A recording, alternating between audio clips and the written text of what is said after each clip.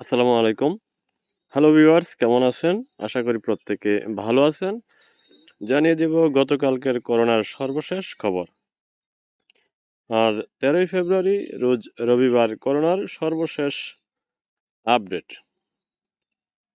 গত ২৪ ঘন্টায় মোট নমুনা পরীক্ষা করা হয় ৩০,৪৪৮ জনের।